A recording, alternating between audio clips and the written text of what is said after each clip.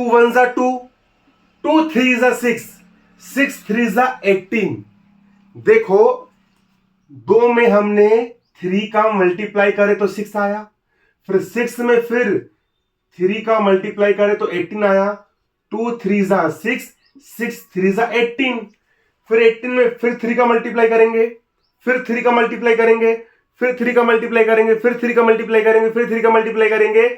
तो जब हम 3 का मल्टीप्लाई, 3 का मल्टीप्लाई, 3 का मल्टीप्लाई, 3 का मल्टीप्लाई, 3 का मल्टीप्लाई, 3 का मल्टीप्लाई, मल्टीप्लाई मल्टीप्लाई मल्टीप्लाई करते जाएंगे तो ये वाला टर्म आएगा।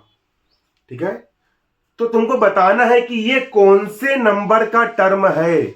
जैसे कि ये हो गया आपका पहले नंबर का टर्म, ये हो गया पहला, दूसरा, तीसरा टर्म, चौथा टर्म, पांचवा टर्म।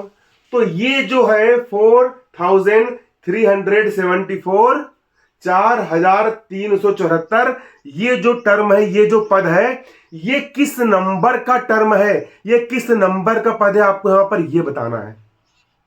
और ये जो सीक्वेंस यहां पर बन रहा है, इस सीक्वेंस को हम क्या बोलेंगे, इस सीक्वेंस को हम बोलेंगे जीपी। इसको हम जीपी क्या बोलेंगे, जियोमेट्रिक प्रोग्रेशन। जब एक निश्चित संख्या का मल्टीप्लाई होता है और प्रोग्रेशन आगे बढ़ती है तो उसको हम जीपी कहते हैं। आप देख सकते हो यहां पर एक निश्चित संख्या 3 का मल्टीप्लाई हो रहा है, तो यहां पर क्वेश्चन आपसे यही पूछ रहा है कि ये जो टर्म है ये कौन से नंबर का टर्म है। ठीक है, तो चलिए तो हम समझते हैं क्वेश्चन क्या बोल रहा है। तो प्यारे बच्चों, आज हम पढ़ने वाले हैं क्लास 9 की मैथमेटिक्स गणिता मंजरी का चैप्टर 8 प्रिडिक्टिंग बाटकम, नेक्स्ट वाला chapter sequence and progression. Exercise set आपका 8.3 का क्वेश्चन नंबर 4 यहां पर हम करने वाले हैं सोल्व। क्वेश्चन नंबर 4 क्या बोल रहा है यहां पर हम समझेंगे। क्वेश्चन नंबर 4 बोल रहा है which term of GP, which term of GP मतलब कि जीपी का कौन सा टर्म 4374 है। मतलब कि इस जीपी का कौन सा टर्म है ये 4374, 4374, ये जो है वो किस नंबर का टर्म है। पहला, दूसरा, तीसरा, चौथा, पांचवा, ये किस नंबर का टर्म है आपको ये बताना है ना। ठीक है, पहला क्वेश्चन ये है जीपी का। ठीक है, ये किस नंबर का है ना। बहुत इजी है, हम एज्यूम कर लेते हैं। प्यारे बच्चों, गणित में हम जो कुछ भी हमसे पूछा जाता है हम उसी को मान करके सोल्व करते हैं। जैसे कि यहां पर पूछा गया है कि ये किस नंबर का टर्म है, आपको पूछा गया है कौन से नंबर का है, तो माना nth नंबर का टर्म 4374 है, ऐसा सोल्व करते हैं। ये पहला, दूसरा, 18, ये कौन से नंबर का है नहीं पता, तो मान लो कि माना nवें नंबर का पद है ना। जो पूछा जाता है उसी को x मानते हैं, y मानते हैं, फिर n मानते हैं, इस तरीके से है ना। तो एज्यूम कर लेंगे भाई कि nth नंबर का टर्म हमारा 4374 है। इसके बाद राइट द एक्सप्लिट फॉर्मूला, इसका तुमको एक फॉर्मूला बनाना है, एक ऐसा फॉर्मूला जिससे हम सारे के सारे टर्म हम पता कर सके। तो हमको एक एक्सप्लिट फॉर्मूला भी इसका हमको बताना है। इसी के साथ साथ एक्सप्लिट फॉर्मूला निकालने के साथ साथ आपको इसका रिकर्सिव फॉर्मूला भी आपको निकालना है। 3 चीज पूछा गया है, रिकर्सिव फॉर्मूला, एक्सप्लिट फॉर्मूला और ये कौन से नंबर का टर्म है। प्यारे बच्चों, मेरा हर एक क्वेश्चन लंबा होता है। मैं लंबा क्वेश्चन इसलिए करवाता हूं क्योंकि मैं जड़ तक घुस करके एक एक कॉन्सेप्ट, एक एक चीज, बारीक से बारीक चीज मैथमेटिक्स की जो कोई नहीं बताता, वो रहस्य मैं आपके सामने खोलता हूं, वो सीक्रेट मैं आपके सामने खोलता हूं। जब आप इस बारीक से बारीक जड़ को जब आप समझ लोगे तो फिर गणित का कोई भी सवाल क्यों ना आए, चाहे वो आप कोई भी बुक से क्यों ना पूछ ले, आप उसको सोल्व कर लोगे। क्योंकि मैं आपको रटवाता नहीं हूं, मैं आपको एक एक चीज सिखाता हूं और मैं आपको जड़ तक स्टडी करवाता हूं। ठीक है प्यारे बच्चों, चलिए तो कॉपी निकाल करके बैठ जाइए, आपको नोट्स भी बनाते हुए चलना है, तभी आपको अच्छे से यहाँ पर समझ में आने वाला है। ठीक है, और वीडियो में जो कुछ भी कमी जाती है आप कमेंट करके बता सकते हो। भाई मेरे पास अभी डिजिटल बोर्ड नहीं है, मैं व्हाइट बोर्ड पर ही पढ़ाता हूँ, लेकिन अपना बेस्ट देकर के आपको मैं पढ़ाऊंगा इसी व्हाइट बोर्ड पर। भाई मैंने भी पढ़ा करके गणित में 100 में से 97 नंबर लेकर के आया हूं और इसी व्हाइट बोर्ड पर आपको पढ़ा करके 100 में से 97 नंबर में यहाँ पर आपको दिलवाऊंगा। तो प्यारे बच्चों, सबसे पहले यहाँ पर हम डाल लेंगे सॉल्यूशन। सॉल्यूशन में यहाँ पर हम लिखेंगे गिवन, GIVEN। गिवन का मतलब होता है हम क्वेश्चन में क्या गिवन है, क्या हमको दिया गया है। तो हमको क्वेश्चन में गिवन है जीपी, क्या गिवन है यहाँ पर हमको जीपी, ये लिख दिया मैंने जीपी। जीपी का मतलब होता है जियोमेट्रिक प्रोग्रेशन। यहां पर आपकी जीपी, यहां पर आपकी जियोमेट्रिक प्रोग्रेशन, यहां पर आपकी ये दी गई है, क्या दी गई है, 2 6 18 डैश डैश डैश 4, है ना, है ना। उसके बाद आपके यहां पर दी गई है 4374, है ना, 4374 आपकी यहां पर क्या दी गई है, जीपी यहां पर आपकी दी गई है। अब यहां पर हमको जीपी के बारे में पता चल गया है, तो इस जीपी के जरिए हमको दो चीजें निकालना है। पहला क्या निकालना है, फर्स्ट टर्म। तो हम इस जीपी से हम निकाल लेंगे first term, FIRST, first term, TERM। अब फर्स्ट टर्म कैसे निकालोगे, फर्स्ट टर्म के लिए यहां पर हम लिखेंगे A इक्वल, फर्स्ट टर्म का मतलब होता है पहला टर्म, फर्स्ट टर्म मतलब पहला पद। तो आप यहां पर देख सकते हो इस जीपी का जो पहले नंबर का टर्म है, जो पहले नंबर का जो टर्म है वो क्या है, तो फर्स्ट टर्म को हम A से शो करते हैं, और इसका फर्स्ट टर्म आपका यहां पर कितना है, 2 है। ठीक है, शुरू वाले टर्म को हम बोलते हैं फर्स्ट टर्म, इसको हम कहते हैं। इतना बन जाएगा आपसे, इसमें कोई दिक्कत नहीं है ना। कमजोर से कमजोर बच्चे को भी भाई गणित का मैं महारथी बना दूंगा, एक एक चीज आपको समझाऊंगा, और जो समझ में नहीं आएगा कमेंट में पूछना, एक एक डाउट आपको क्लियर करूंगा। अगर हम निकालेंगे common ratio, common ratio, common ratio कैसे निकालते प्यारे बच्चों, कॉमन रेशियो को हम शो करते किससे, आर से। किसे शो करते हैं, आर से हम यहां पर शो करते हैं। ठीक है, और कॉमन रेशियो कैसे निकालते हैं, सेकेंड, ये फर्स्ट टर्म हो गया, सेकेंड टर्म हो गया, सेकेंड टर्म को फर्स्ट टर्म से डिवाइड कर दो तो आपका कॉमन रेशियो निकल करके आ जाता है। यहां पर सेकेंड टर्म आपका 6 है, यहां पर सेकेंड टर्म आपका 6 है, इसको आपको डिवाइड करना है फर्स्ट टर्म से। यहां पर आपका फर्स्ट टर्म 2 है, ये 2 है, तो सेकेंड टर्म 6 को फर्स्ट टर्म 2 से डिवाइड कर दोगे तो आपका कॉमन रेशियो निकल करके आ जाएगा। 2 1 2 और 2 3 6, तो कॉमन रेशियो आर आपका आगे यहां पर कितना, 3। कॉमन रेशियो आपका यहां पर आर आगे कितना, यहां पर 3। चलिए ये निकल गया। अब क्वेश्चन ने हमसे क्या पूछा है, क्वेश्चन ने हमसे पूछा है कि 4374 ये कौन से नंबर का टर्म है, 403 को 4374, 4374 कौन से नंबर का टर्म है, विच टर्म है, विच टर्म ऑफ 4374, ये कौन से नंबर का टर्म है। तो हम मान लेंगे कि माना nth नंबर का टर्म है, क्योंकि गणित में जो पूछा होता आता है उसी को मान के हल करते हैं। तो माना ये nth नंबर का टर्म है ना, तो मान लेंगे मतलब एज्यूम कर लेंगे। पेपर में आप क्या लिखोगे, यहां लिखोगे आप लेट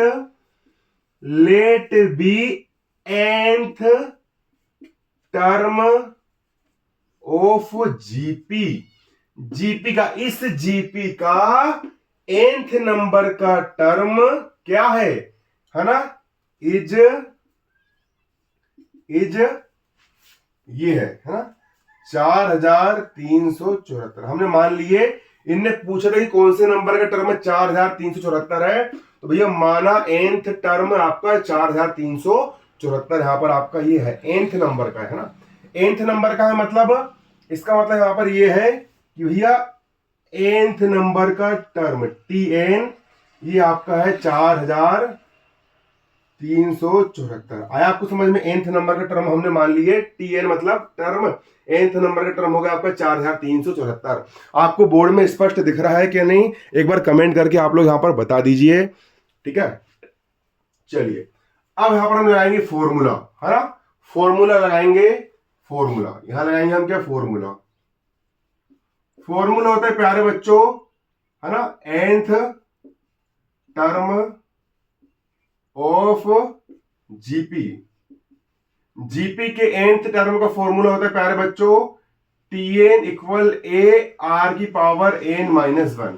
ये होता है फॉर्मूला जीपी के nth टर्म निकालने का, TN इक्वल होता है A R की पावर n-1, A R की पावर n-1, ये होता है आपका फॉर्मूला। T का हो जाएगा आपका यहां पर T, N का हो गया N, इक्वल का हो गया आपका इक्वल। A की वैल्यू यहां पर क्या है, आप देख सकते हो A की वैल्यू आपकी यहां पर 2 है, A की वैल्यू आपकी यहां पर कितनी है, 2 है, तो यहां पर हम A की वैल्यू रख देंगे यहां पर हम अपना 2।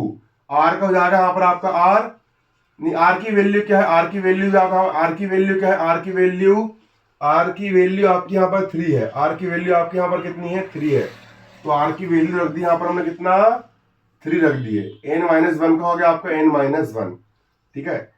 ये जो आपका जो फॉर्मूला बना है, इसी फॉर्मूले को हम कहते हैं एक्सप्लिक्ट फॉर्मूला। इस फॉर्मूले को हम क्या कहते हैं? एक्सप्लिक्ट फॉर्मूला कहते हैं। तो यहां लिख दोगे आप, है ना, ये हो गया आपका एक्सप्लिकिट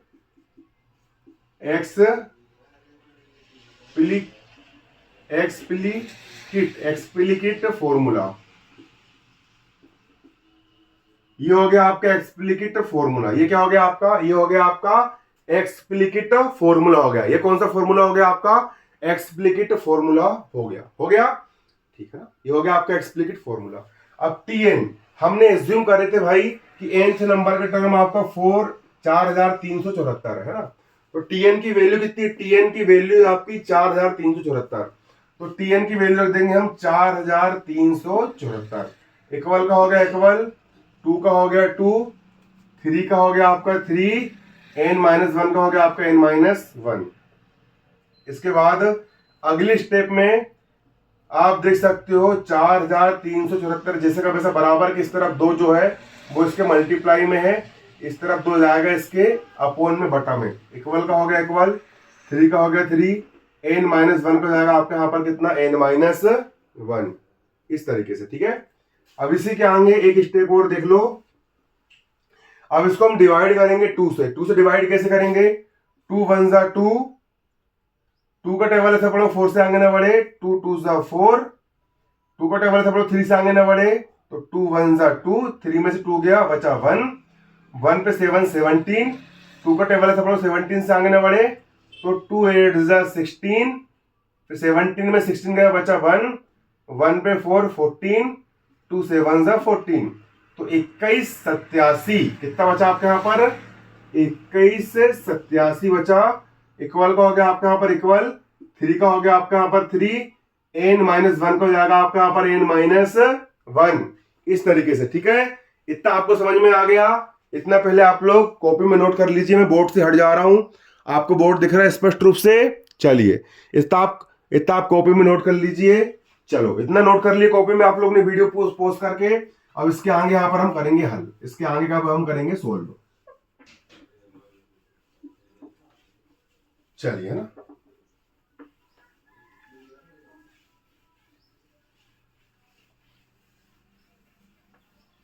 इसके बाद आप देख सकते हो, है ना, 3 की पावर n-1 किसके बराबर है? 2187 के बराबर है। तो यहां आप देख लोगे 3 की पावर n-1 किसके बराबर है? 2187 के। ये क्या है? बराबर है 2187 के, यहां पर ये बराबर है, ठीक है।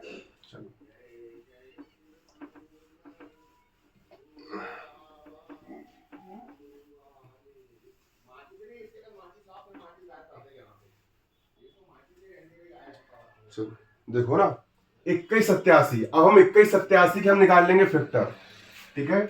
ये लिखा मैंने क्या? 2187 के हम निकाल लेंगे फैक्टर। इसमें सबसे पहले आपका 3 से डिवाइड जाएगा। 3 का टेबल ऐसा पढ़ो कि 21 से आगे ना बढ़े।